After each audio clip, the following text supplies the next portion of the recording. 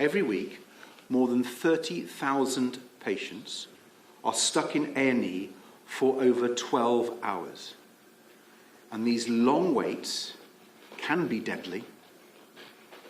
The Royal College of Emergency Medicine has estimated that those 12-hour waits led to more than 16,500 extra deaths in 2024 alone. 18 months into this Labour government, and it still isn't getting any better.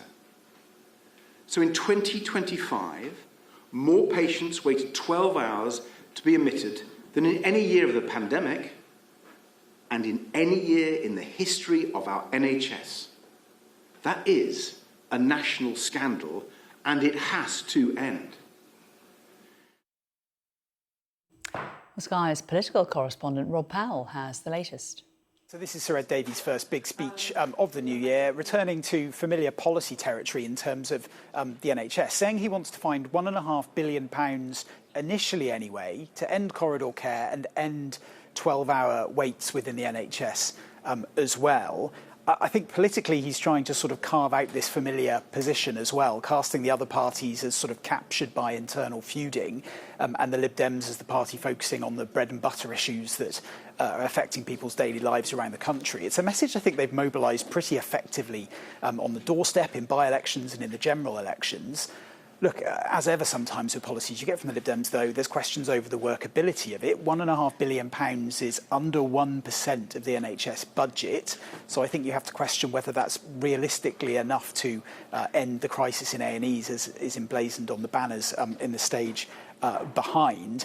I think also there's a question of how he plans to find this money, because he says he'll get it from basically ripping up a deal that the Labour government did with the Trump administration, which would mean the UK, the NHS, paying more to American pharmaceutical companies for drugs. Now, that was all done sort of as part of the ongoing trade talks that were done with America. But I think if the UK was to rip that up, you'd probably find the president responding in kind, and that may well mean tariffs being slapped on UK pharmaceutical exports. But it gives the Lib Dem leader, I think, another chance to have a poke at the White House. That's something he's done a lot in the past. And when I spoke to him a little bit earlier, I wanted to question him about really the workability of that position, as well as who he's taking inspiration on when he strikes these anti-Trump tones.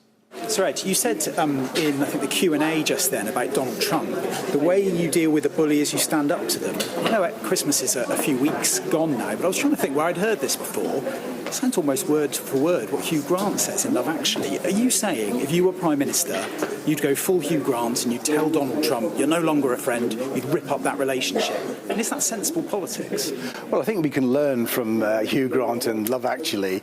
Whether you do it quite that way is for grabs. But you're saying that, aren't you? That's your position. No, what I'm saying is you have to stand up to him. There are more than one ways to stand up to him. First of all, you do have to put the British interest first, the national interest. And secondly, there are nuanced ways. So I'm not necessarily saying we should shout from the rooftops at him. That's taking his style, have a slightly different style than that.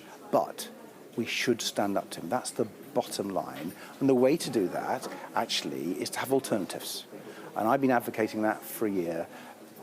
Economic alternatives like the Customs Union, the Economic Coalition are willing, defence alternatives, working with Commonwealth and European allies. The Lib Dem position on Grok and X is that they think that access to X, the social media site that Elon Musk runs, should be suspended immediately while that investigation by Ofcom, the media regulator, goes on into those deepfake images that have been circulating and being made using X's AI tool.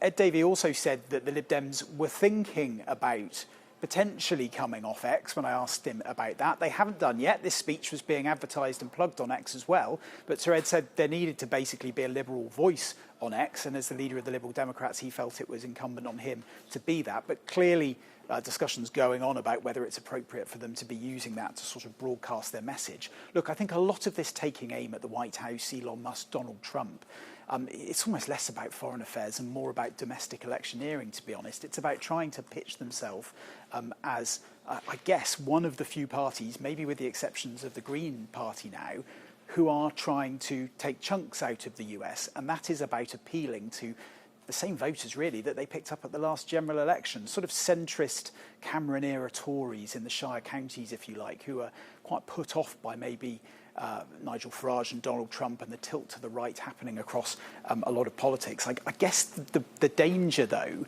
is does he go too far? I mean, he stood up there earlier and said, I'd take Donald Trump seriously talking about murdering protesters in Iran if he'd stop murdering protesters in Minnesota.